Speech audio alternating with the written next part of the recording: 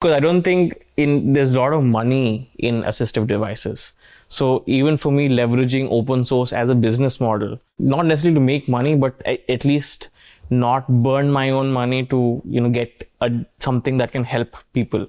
So if everything is 3D printable, you can get the parts fabricated at a fab house and get all the parts. So, for me, that is what sort of makes sense. As you may have noticed, we've been on a little break. There's been a lot of exciting events happening, not only at the lab, but also abroad, so we've been on the go for a bit. And one of those recent trips was to Chicago, where I got to stop by mHub and catch up with some really interesting hardware folks. I can't wait for you all to hear those episodes. In the meantime, we're going to hear from our good friend and previous guest, 2023 Hackaday Prize Grand Prize winner, Vijay Varada, from a never-released interview that took place at Supercon right after Vijay found out that he had won the grand prize. Hope you enjoy.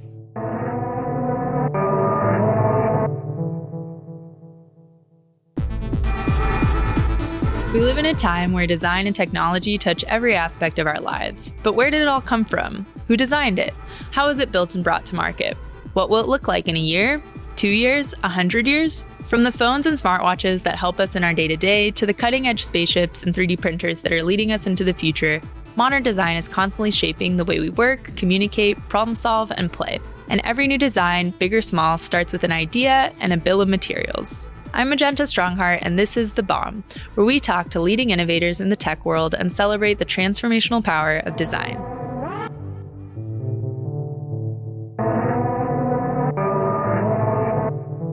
I am Vijay. I am an entrepreneur, but at its core, an engineer. I'm a mechatronics engineer. And my day job is we manufacture 3D printers out of India. And when I'm not making 3D printers, I'm using the 3D printers to do all sorts of stuff. So for me, it's always about, and that's the reason why I fell in love with the technology, is that you can do so much with 3D printing.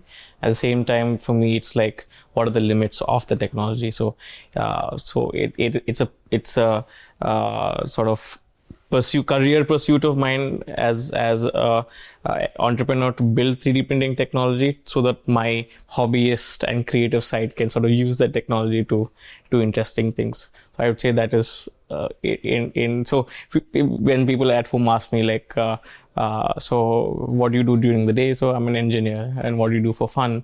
I mean, I also engineer. Yes, absolutely. And I think a lot of people here can relate to that. Yeah. I mean, and that's so great. This is exactly the people get it. Yeah. Yes, of course.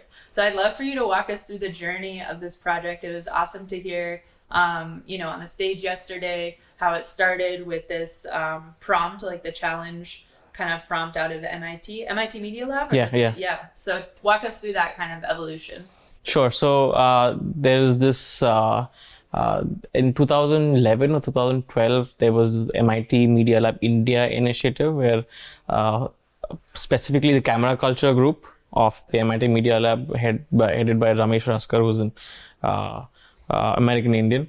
So he came and sort of held this amazing workshop. And I think for even me, that was my first exposure to design thinking from a human-centric point of view rather than so there was no engineering involved.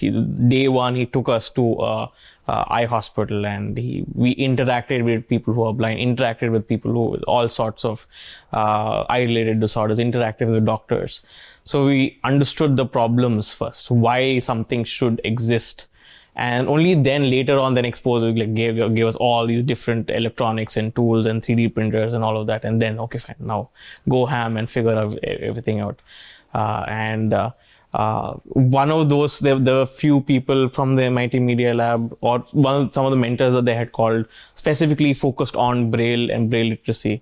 They actually had like a Perkins Brailler over there and talking about some of the challenges of Braille, like even the Brailler, freaking typewriter. But still, it's so expensive. Just that Braille typewriter is so expensive.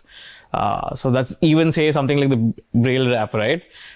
Even though engineering-wise, it might seem like a trivial project or a simple project, but I've seen the other side of how much something like this can be really useful, even though the project is simple. So I think for me, that entire experience with the MIT Media Lab was sort of separate out, what is engineering cool from the engineering standpoint might not necessarily sort of be useful. At the same time, what is actually useful might not need to be complicated from an engineering standpoint. So I think for me, that was like the shift that happened, right? Because until then, I'd say I was, the latest buzzwords when it comes down to engineering is what you think is cool. This is what I want to work on. I want to work on embedded systems. I want to learn this. I want to learn that.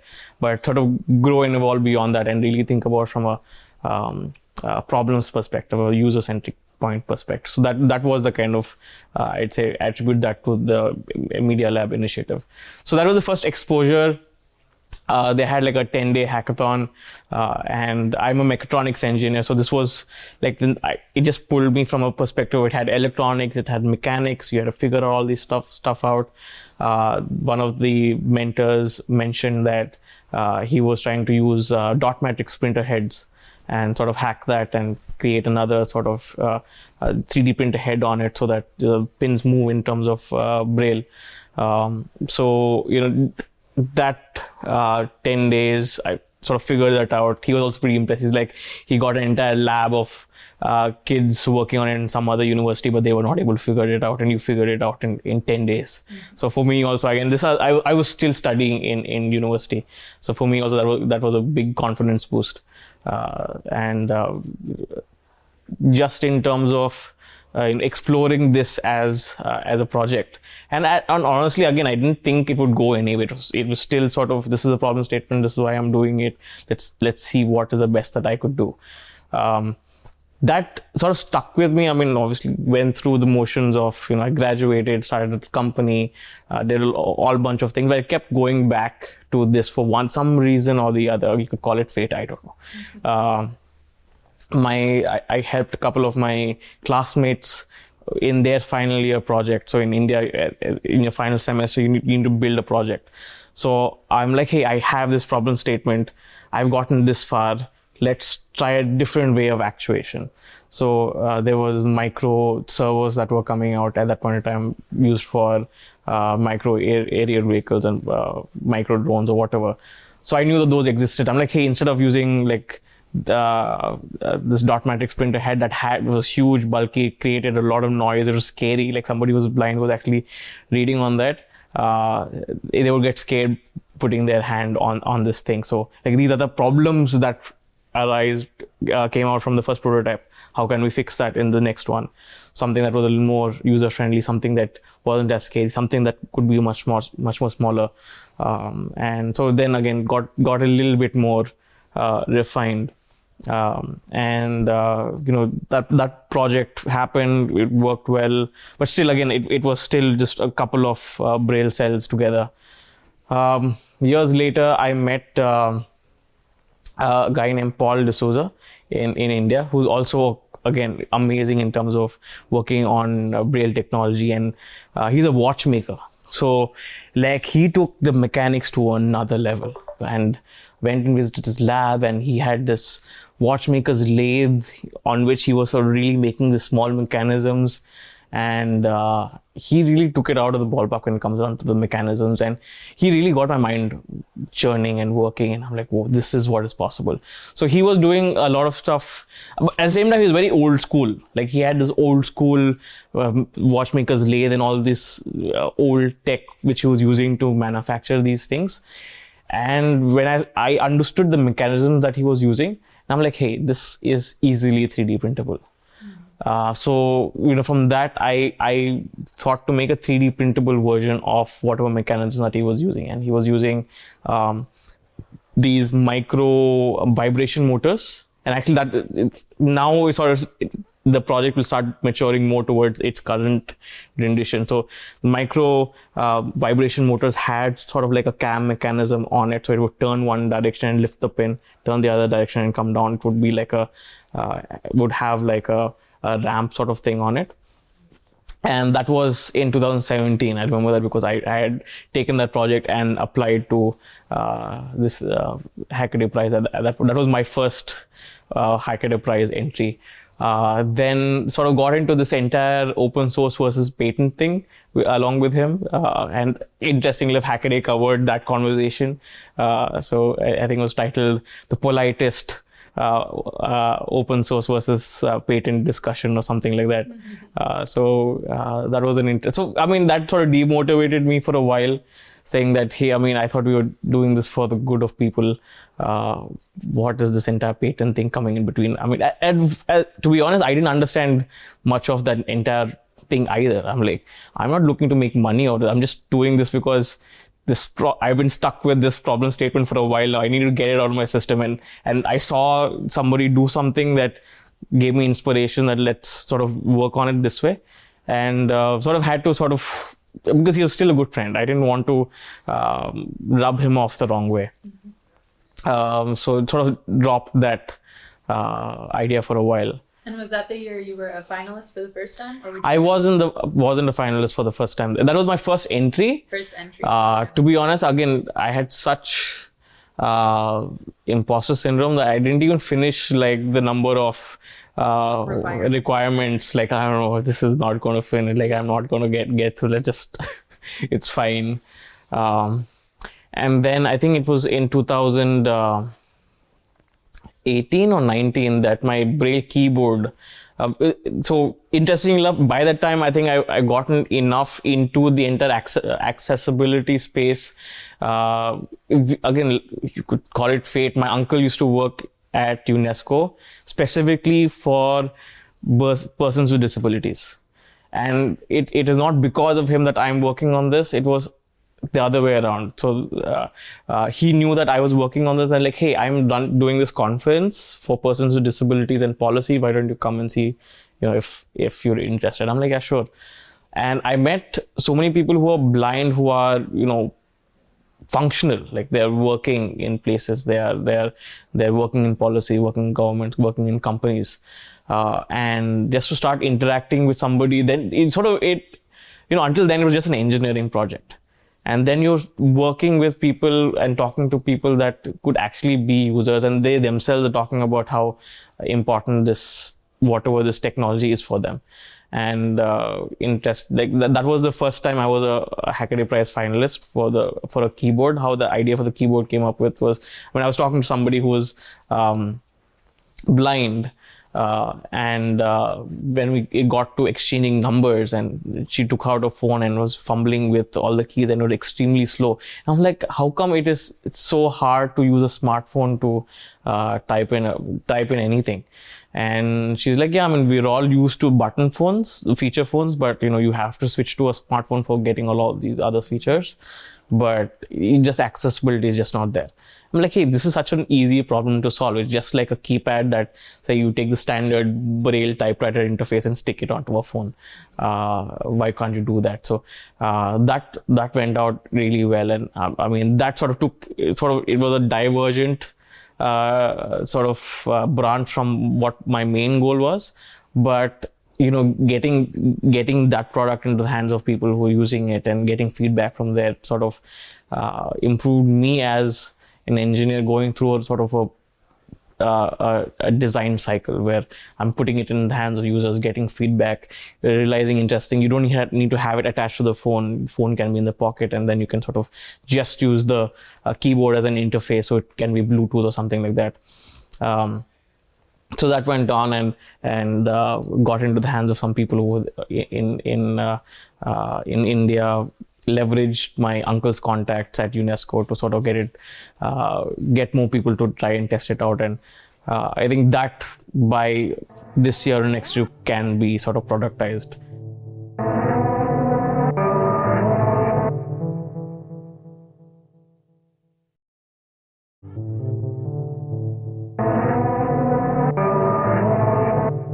That's another thing when it comes down to this, right? Because I don't think there's a lot of money in assistive devices. So even for me, leveraging open source as a business model, not necessarily to make money, but at least not burn my own money to, get something that can help people. So if everything is 3D printable, you can get the parts fabricated at a fab house and get all the parts sort of assembled. A makerspace could make a few for the community around them, right? So for me, that is what sort of makes sense. I know there's no way that I can make a lot of money out of this thing, and that's sort of the problem with assistive devices. That's the reason why not too many of them exist, because you just can't make too much money out of assistive devices. So for me, again, I've been part of the entire conversation around open source hardware as a business model, starting with even 3D printing, as a lot of the RepRap movement started it all off. But a lot of people are closed source versus open source, and how do you really make it as a business model around here? A lot of open source 3D printing companies are struggling. So how do you sort of leverage that?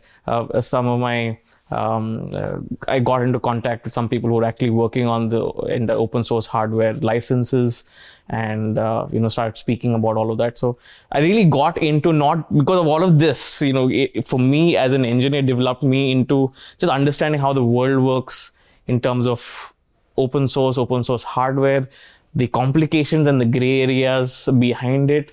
When is it actually good? When maybe not? It may be not the right place to go around. And there's so many things that sort of I encountered during those 2-3 years of hiatus during the pandemic. Learned about these really small magnets that are available. And this, again, it is still the same principle in terms of using CAM and an electromagnetic actuator, something like a motor, and lifting a pin. But with, I'd say, over the years, I learned so much more about electronics, about design, started using SLA 3D printers, understood resin, understood types of resin, and sort of my own understanding of what is possible sort of changed. In 2017, when I first applied, I was still using FDM and tried to figure out how I can fit everything in an FDM tolerance, sort of change the nozzle to a 0.2 mm nozzle, and whatever the size I could get in that. And now I'm using SLA. So even for me, and I spoke a little bit about this because I'm just realizing, from my college days to now, so much access to high-end technology, to resources has happened to me as an individual. And it's not that I'm staying in America where everything is. This is in India, in Bangalore, which is a little bit more sort of forward that way. But still, I have access to the best of tools. Obviously, working with a global supply chain now, right? I think back when I started off, part being stocked in US, I can't get it because it's just too far away. It was absurdly expensive. I need to buy a huge MOQ to sort of get it over here, but that's not the case anymore. So in this project also, sort of a lot of luck played its part. The availability of the magnets, so the availability of the solenoid cores, and just sort of pushing and figuring it out, and sort of weird because some of the videos that I was looking at, say, for research, like there's one video for electromagnetism that I was sort of research, and it's Sean Hamill's video, and I'm seeing him here, and I'm like, oh. So it's sort of, and I've grown up as an engineer. I learned Eagle using SparkFun's video for tutorials, and use their libraries to sort of do. And then those are the people that are sort of around here in this community. So directly or indirectly, I have been sort of beneficial from this community in terms of just growing as an engineer. And I think that community and that almost osmosis like effect where it just happens. It's not that I have put in too much effort. There's just so much open source content is there on the internet today that I have sort of benefited from as an engineer, that has caused me to sort of be able to make better products and projects. And to be honest, I did not realize, when the dot started moving up and down, it was sheer happiness. And because it wasn't something that I've been pursuing for such a long time. I didn't realize that it would work that well. There's still sort of some bugs to figure out. At the same time, I mean, once I put it out there, the amount of response that I've gotten, like, hey, why don't you think about using compliant mechanisms for this? Why you even have moving parts? Can you make it print in place? Hey, I mean, those are, in just like how it started, like, those are interesting sort of problem statements to add on to this, which just makes the product better and better. And so for me, even that aspect of open source is great, where you have the entire community channeling your innovation process. And sometimes people even much smarter than you.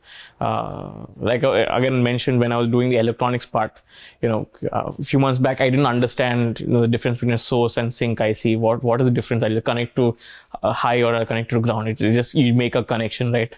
Then sort of no, that's not the way things work, and understand H bridges and I was researching how flip dot displays work, and then it turns out like Hackaday loves flip dot display. There is so much content on that, and understood your H bridges and made like a circuit based on like a flip dot display.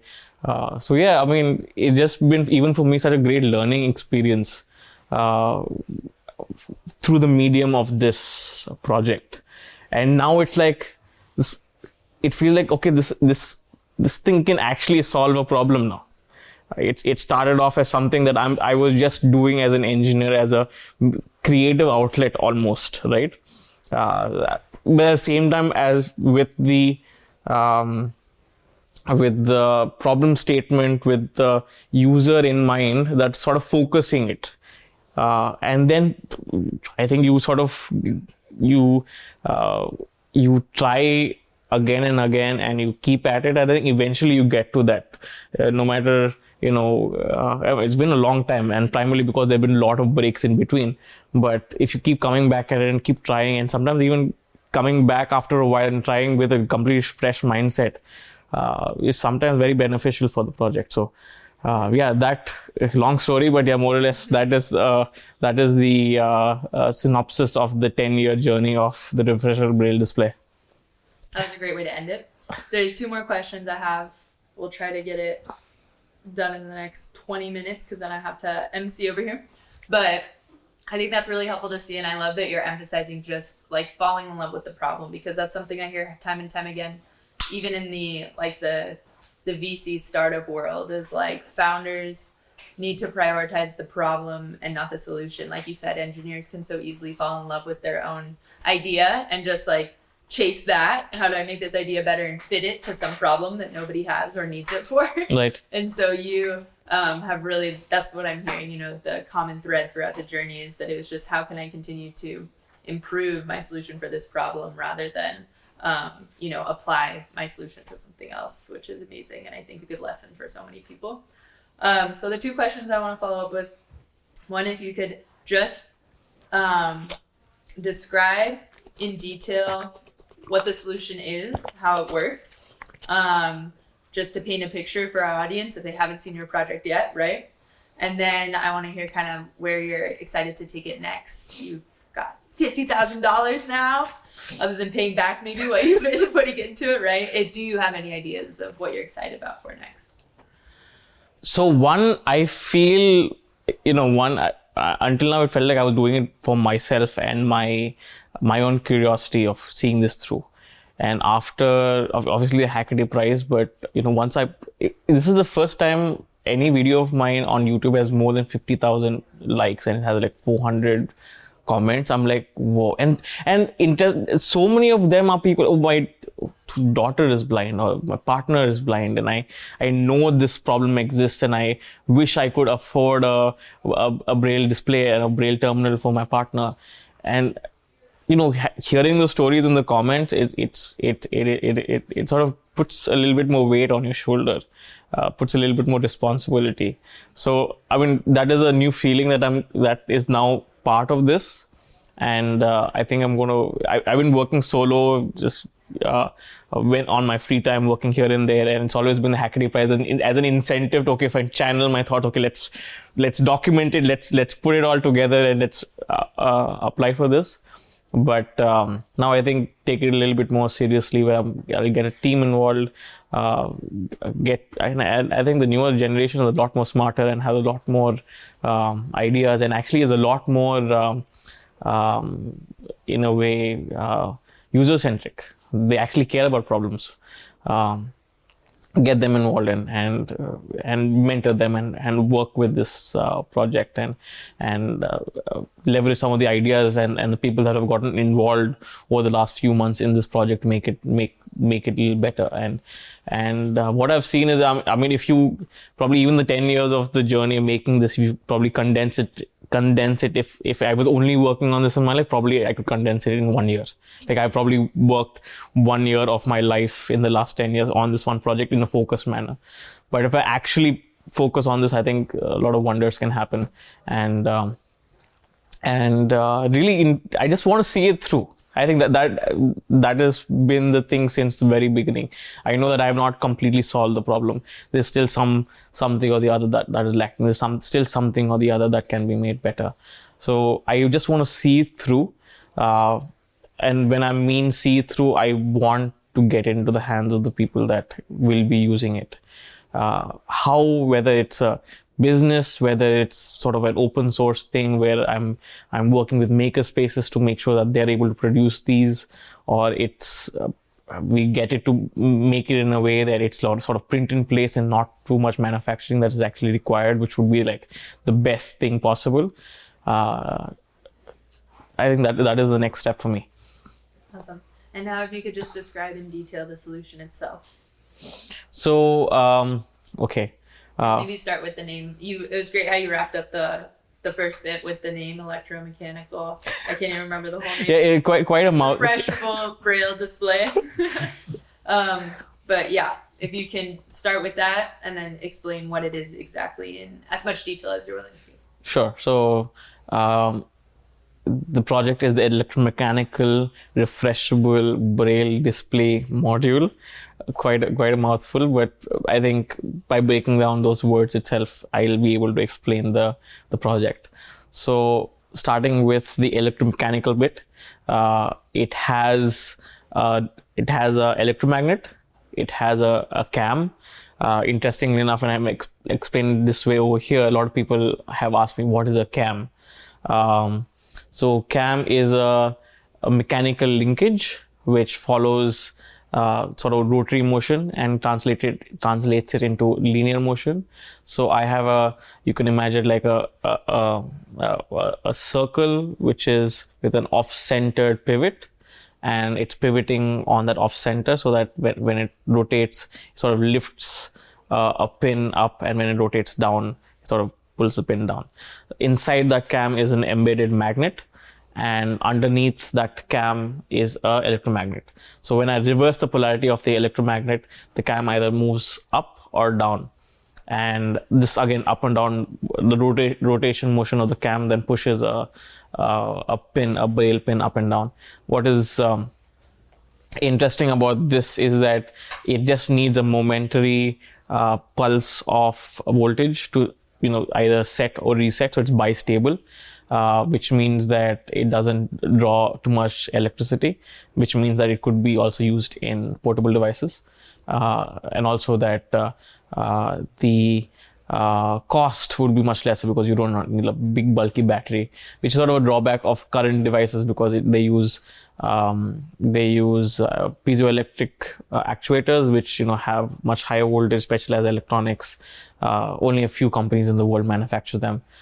So that's another thing. To democratize the manufacturing was a big part of this as a problem statement, right? So for me, it was not just how do you solve the problem with some complex mechanism. I'm pretty sure you could use like micro solenoids or like there's some piezo linear motors and all of that. Enough solutions today that are there. But ultimately, how do you make sure that it's affordable? It's also manufacturable by somebody, everybody, and somebody who's in the 3D printing world as my sort of day job. understand that 3D printing is a very capable technology, but how do you sort of design for 3D printing? Can you make it print in place? Can you affordably 3D print it at scale? How do you sort of design the things so that the tolerance is such that those tolerances match what 3D printing needs? So in a nutshell, it is a mechanism, but I think what I've done, because I'm not the first to figure out a CAM mechanism, after the fact, after putting the project out, somebody actually messaged me on the Hackaday post saying that, hey, there's this, have you gone through this patent? And it was from 1996 about using a CAM mechanism in an interesting, different way, but still a CAM mechanism. I was a little disappointed in terms of like, I was not the first to figure this out, but again, it's a big world. Very rarely do you sort of figure it out for the first time. But I was also happy that somebody's actually had a patent on it and it's expired now. So nobody else can, claim, this is my patent or something like that. So it'll remain open source whether, I like it or not. I can't patent it. So I think that is a good thing about using CAMs in this thing. There are still a few, I don't know why people do this, but people were actually, this is again great to be part of the community. People are actually sending me patents of, hey, is your thing infringing this patent? There's somebody who is the patent using an electromagnet. I'm like, why would you do that? It's such a generic thing. Who would grant something like this? So yeah, it's ups and downs. But for me, hey, I'm not here to make money. I'm just going to give it away. If somebody wants to make it, manufacture it, and give it off to people who need it, let them do that. So it is the mechanism, it is the method of manufacturing, and I think also what I have to figure out is the method of distribution, which is still in the gray. And I think, to be honest, this project is sort of a mechanism for me to learn not only the engineering part, but also all of these gray areas of open source hardware and open source business models, and how do you sort of get things out there. So that is all something that I have to eventually figure out.